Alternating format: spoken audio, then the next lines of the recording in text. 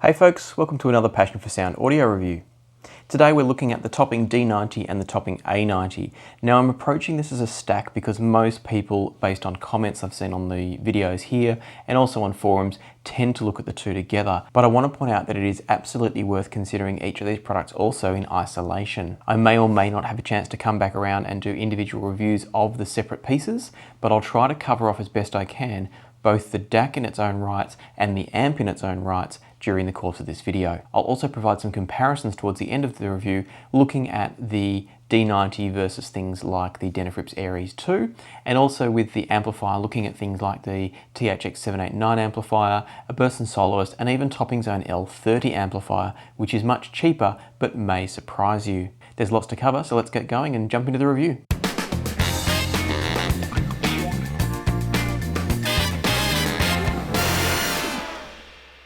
The D90 and A90 are technically separate products, but are often suggested as a combined purchase on most of the retail sites that stock them.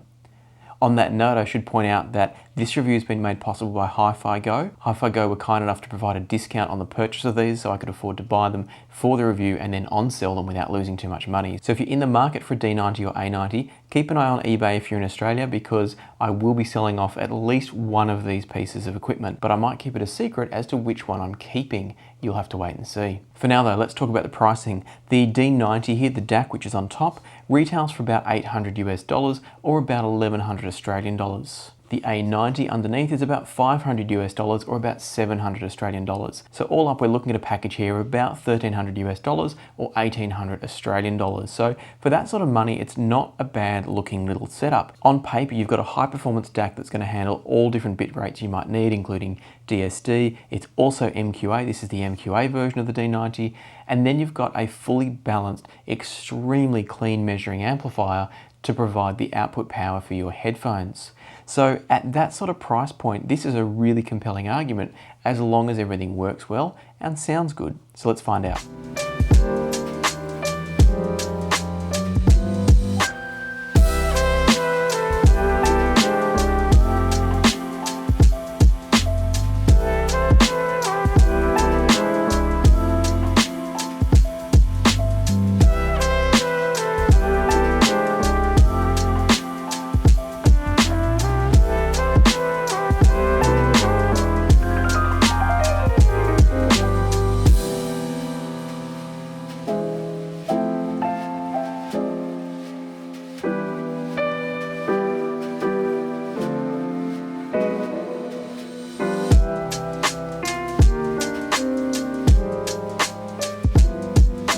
We'll start with the design. I've got these in the silver. You can also get them in the black. I just liked the silver because I'm so used to having everything in my system black. That's obviously gone differently now that I've got the TT2 behind me. I've also now got these beauties on my desk. So I've kind of enjoyed having that lighter look and feel. But for those that do like the black sleek look, these are available in black as well. On the front of the D90 here, we've got very simple controls. You've got a power button here.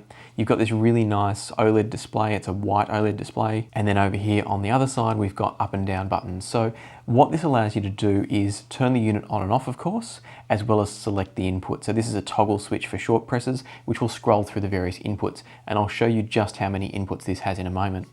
On the other side, the up and down arrows are used for the volume control. So you can use the D90 as a preamp in addition to using it as a DAC.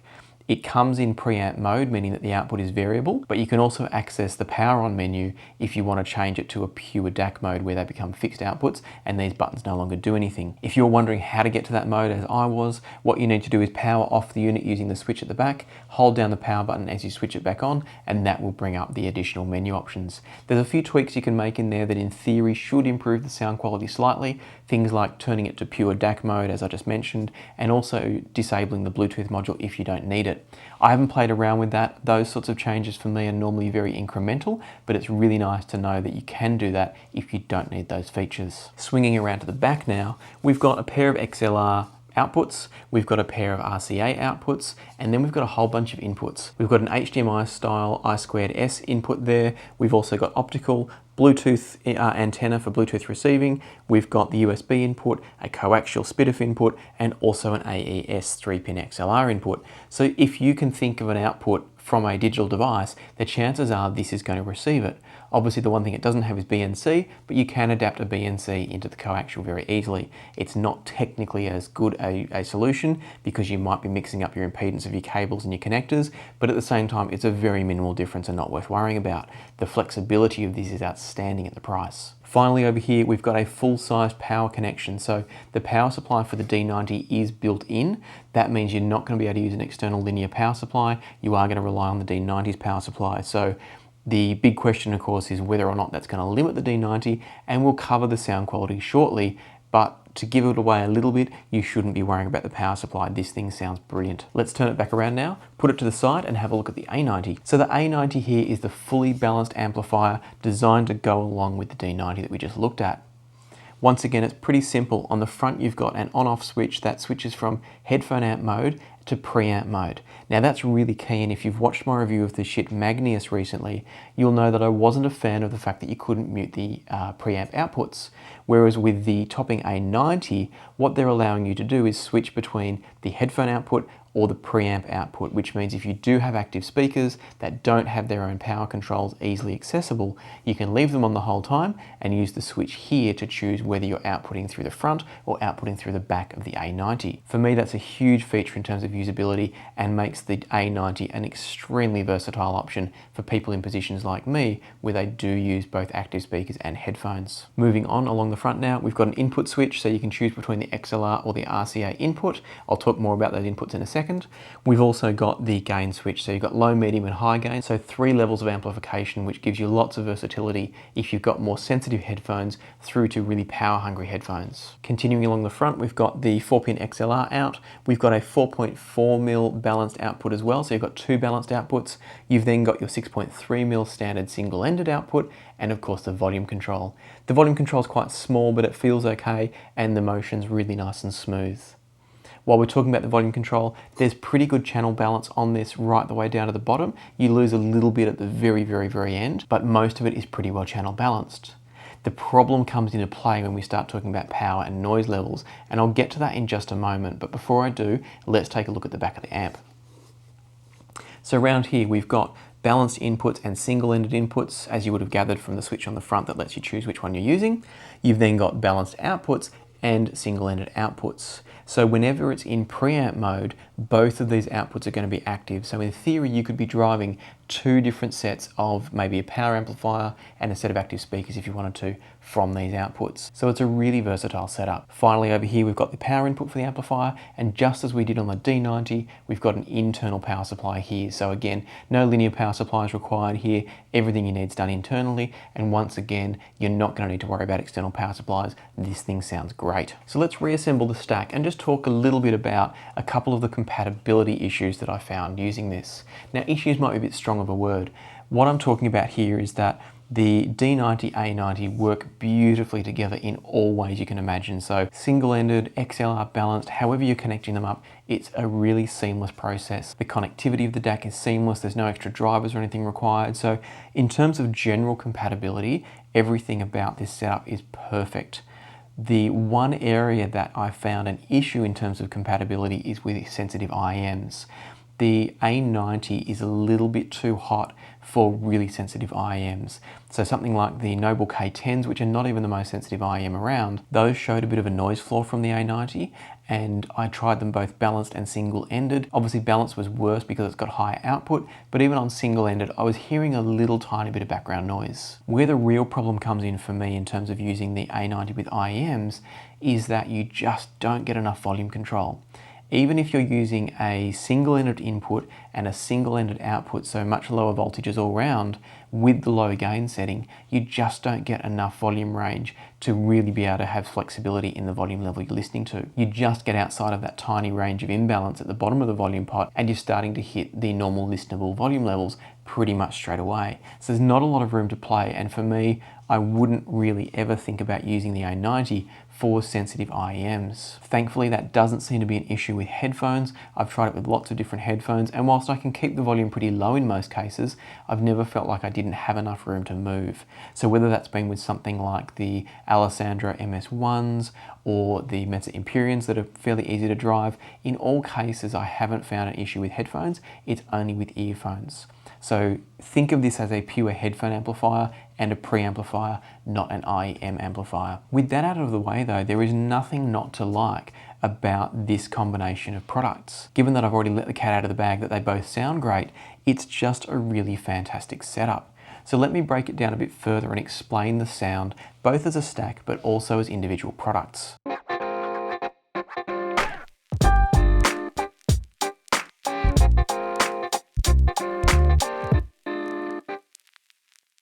So firstly, as a stack, the sound from this setup, whether you're using it balanced or single-ended, is always really clean, really detailed. There's a great sense of left to right space and really good focusing of the image and the instruments within the image.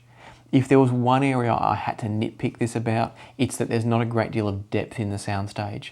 And that seems to be a pretty common story across the board with most of Topping's designs. They do produce really nice left-right soundstage, but for whatever reason their tuning's not allowing a lot of depth or height in the soundstage. That's really quite a nitpick though, because ultimately what it came down to for me was that when I was using this combination, the music was always engaging and enjoyable. It did nothing wrong that drew my attention away from the fact that I could just enjoy the music. There's no digital glare, there's no harshness, really everything is just exactly where it could be, and the only thing holding it back from being really top tier listening is its ability to throw a fully resolved soundstage. But that's an area that seems to me, in my experience, to be reserved for the really top end products. So as a stack, I would say you're gonna have a hard time beating this for anything less than a few grand, because it's just so good, and it's also nice and compact. So if you're looking for a one-stop solution, I think this is an absolute no-brainer. It's a really great setup. But before I end the video there and just say as a set it's great, let me provide you with a few comparisons of the DAC on its own and the amp on its own to paint a bit more of a picture as to what each individual component is doing to produce the overall sound as a stack. Let's start with the D90. So for the D90, I put this up against a few really good quality DACs. I had both the Chord Qutest and the Denafrips Ares II available to compare with the D90. So in both cases, we're talking about more expensive units. The Ares II is about the same price, it's just a little bit more expensive here in Australia, whereas the Qutest, of course, is significantly more expensive by about $1,000. So starting with the Qutest, what I found was that, as you would expect, the Qutest did do a better job than the D90 overall, but the differences weren't huge. The D90 produces a greater sense of detail in treble. I don't necessarily know that that's actually true detail so much as the differences in the way that Chord process the sound compared to most of the off-the-shelf chips. So sometimes with the off-the-shelf chips, they create a little bit of extra edge in the treble, which we may perceive as greater detail and greater energy in the sound. Now, I think it comes down ultimately to a subjective preference. I think the Qutest is technically doing a better job, but the sound from the D90 is in no way obnoxious. I wouldn't describe the treble from this as edgy in any way, shape or form, but I do believe that the characteristics of the chip-based sound is leading to a slightly greater sense of emphasis in the treble, and that therefore will for some people be a benefit, for other people not so much. Where the Qutest pulled ahead a little bit over the D90 was its ability to create shape within the sound. And what I mean by that is that each individual instrument is not as much two-dimensional as it is three-dimensional with the Qutest. So the Qutest soundstage goes a bit deeper, and likewise each individual instrument is better resolved within that 3D space. The D90 keeps it pretty much two-dimensional, which means that the instruments are a little bit two-dimensional as well. Interestingly, I found that the D90 for me, and this is based on memory, so do take it with a grain of salt, but for me the D90 was a closer match to the Qutest than probably the ADI2 that I recently reviewed. So going entirely from memory, as I said, I think the D90 is a slightly better DAC than the ADI2 when we're talking pure sound quality. Obviously the ADI2 has insane amounts of power and flexibility and functionality that not even the D90 has, so each of them have their own role, but I think on pure sound quality I'd put the Qutest number one, the D90 very close behind it, and then the ADI2 very close behind again. All three are outstanding, but the D90 really surprised me with its performance. It would also be remiss of me at this point to not mention MQA. Obviously the Qutest can't do MQA, Chord have chosen not to go down that path, so I thought it would be interesting to try some MQA and non-MQA comparisons using the Qutest and the D90. Interestingly, what I found was that the D90 with MQA brought it closer to the sound quality of the Qutest in terms of producing a more three-dimensional quality to the sound. Unfortunately, when I also tried some non-MQA and MQA comparisons using identical tracks on Tidal, where one's been MQA mastered and the other one is the same master, so it's the same version of the album but non-MQA, I did find that the MQA versions lost a little bit of detail and texture that was better if it was there. So on that note, I do think the D90 has shown me that MQA may actually be an inferior format sound quality wise, and I know that's a raging debate and I don't want to get into the ins and outs of it here, but for the D90 I would actually choose non-MQA files in most cases. What's nice though is that if you're a fan of MQA or you're in a situation where you're listening to Tidal and there is only MQA, the D90 is going to take absolutely every last little bit of quality from that stream. So putting aside the Qutest, I then moved on to compare with the Denafrips Ares II. So I've got the Ares II over here for review. I'm currently working on that. It'll be coming out soon, but it was an interesting comparison because we're talking a pure Delta Sigma style DAC here up against an R2R ladder style DAC in the Ares II. So two very different approaches to decoding the sound, and I was keen to hear the difference. They also happen to retail for about the same money, so for some of you they may be two DACs that you're looking at side by side. Off the bat, the Ares II does not offer some of the features and functions of the D90. There's no ability to switch between all the different filters. There are two basic filters as I understand it on the Ares II, whereas the D90 gives you a whole bunch that you can flip through. The other thing though, of course, is that you've got a preamp with a variable output on the D90. You've got Bluetooth as well. None of that is on the Ares II. The Ares II does have a couple of benefits in that it's got two coaxial and two optical inputs. So you've got a bit more flexibility in terms of some of those more standard inputs, but it doesn't have the I2S or the AES inputs. So I think comparably there are pros and cons for both. And for me, it all came down to which one I liked the sound better of. And once again, it really came down to three-dimensionality as to the clear separating component of the two. The D90 with its two-dimensionality didn't quite keep up with the Ares II in terms of its three-dimensional depth. However, the D90 was clearly better in terms of detail retrieval and resolution. The Ares II is no slouch in that area, but the D90 is just excellent. The Ares II is probably marginally more engaging in some ways, but at the cost of a slightly softer sound or smoother sound that sometimes feels like it's not giving you quite the level of detail that the D90 is. That might be a case of perception rather than what is or isn't happening, but what I found was that they both have different presentations. We've got very engaging and smooth from the Ares II versus very detailed and clean from the D90, but both of them are incredibly enjoyable, so there's no issue or nitpick I could have with either of them. They're both great. And from that point of view, it's really hard for me to separate the two. I think it has to come down to preference, whether you like that super clean, super resolving sound that is still very smooth and easy to listen to, or whether you want that bit of extra warmth and engagement and probably a slight mid-range focus that seems to come from the Ares II. All in all, when you put together the quality of the sound, the versatility of inputs, including things like Bluetooth, the D90 is an absolute winner of a DAC. So with that in mind, let's have a look at the amplifier. The A90 now, I put up against some really stiff competition. If you've watched my review of the Schiit Magnus, you'll know that I used the A90 as a reference point in that, and whilst the tonalities were similar between the two, the A90 was vastly more refined than the Schiit Magnus, and therefore is clearly superior, as it should be, for an amplifier that costs about 2 or 3 times the price of the Schiit Magnus. Probably a better comparison is something like the drop THX 789, which is very similar in terms of the measurement quality, the low distortion, etc. But what I found as I compared the two was that, again, the tonality was very similar because they're using similar technologies, but the D90 was just that bit more refined, everything was a bit smoother, but in no way were you losing any detail at all. The 789 possibly provides a slightly greater sense of air in the treble, but at the same time not more detail, just a slight amount of air there, if that makes sense. On the flip side though, the 789 is giving you less soundstage depth than the topping A90.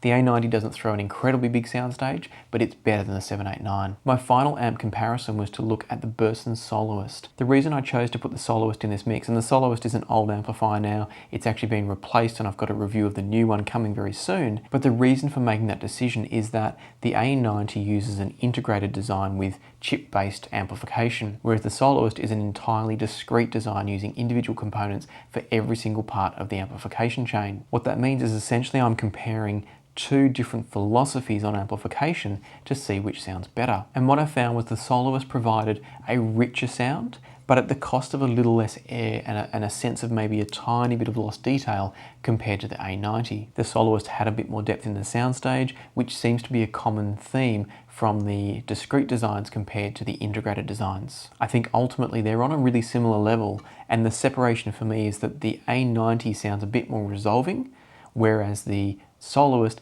probably sounds a bit more analog. Now I know that's a really generic, nebulous term, but what I mean by that is the Soloist has a smoother, more rich sound that is probably more akin to what we're used to hearing from analog, whereas the A90 is super clean, super neutral, and therefore has more of that digital sense that it sounds really transparent and really clean. If I had to choose between the two, I'd probably choose the A90, and that comes down purely to the fact that the A90 is fully balanced, whereas the Soloist is single-ended.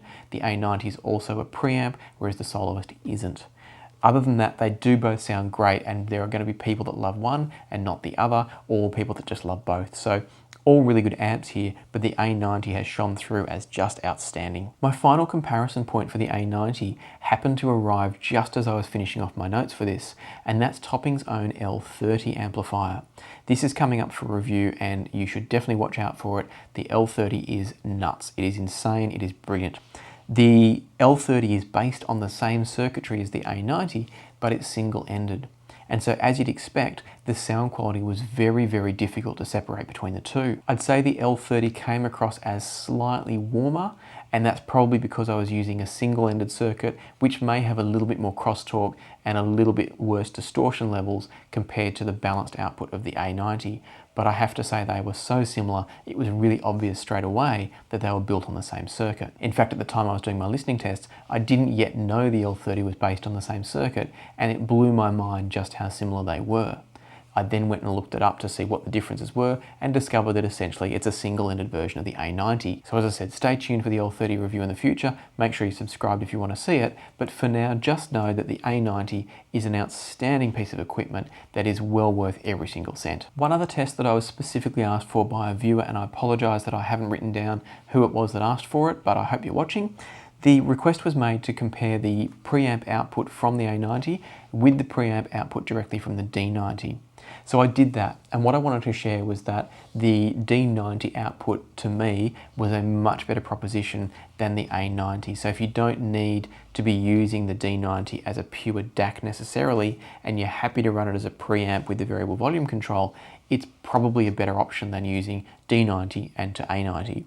Obviously, if you need a headphone amplifier, the A90 is the way to go, but if you don't need the headphone amplifier, D90 for preamp. The reasons why.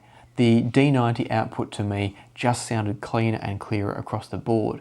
Now that's not because the A90 is dirty or muddy or distorting, it's just that there's more steps involved in the chain. So you've got to have the interconnects coming out of the D90 into the A90, through the circuitry of the A90, and then back out into whatever your preamp is feeding. So all of those steps in the chain, the addition of an extra volume pot, that's all going to add an element of complexity and potentially distortion or degradation to the sound signal, and therefore the D90 to me was better. As you'd expect between the two, the tonality stayed pretty much the same, but I could just hear that the D90 was giving me subtle textural cues, those really fine details that the combination of the D90, then the A90, and then to my amplifier were not doing. So for me, D90 is the answer if you're just going to be running directly to active speakers and you don't need a headphone amplifier. Hopefully now at the end of all this, you've taken the message away that what's sitting in front of me here is one of the best investments you can make in digital audio and headphone amplification today. It's an outstanding stack. It's a brilliant value proposition in terms of the quality you're getting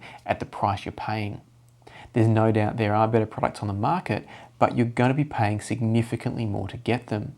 And you may be trading off versatility. For example, if you were to choose a Chord Qutest over the D90, you're going to lose a lot of the versatility and only get an incremental increase in sound quality.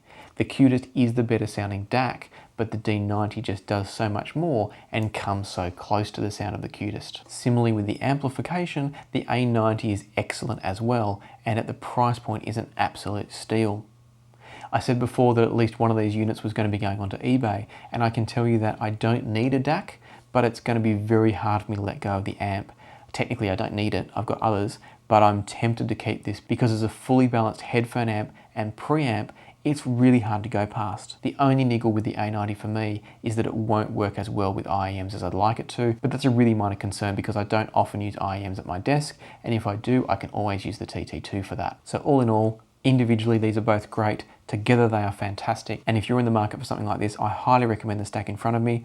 If you're thinking about purchasing, I'll put links down below. Please say thanks to Hi-Fi Go and use their link down below if you can. I'm not getting any kickbacks for this. It's just a way of saying thank you to them for giving me the discount to allow me to purchase these for the review. Other than that, I'd like to encourage you to hit the subscribe button because I have got so much content coming up and a couple of new exciting reviews of brand new products coming as well. I mentioned the Burson Soloist, but I've also got a couple of others coming down the pipeline. So hit the subscribe button, stay tuned, happy listening, and I'll see you here next time on Passion for Sound.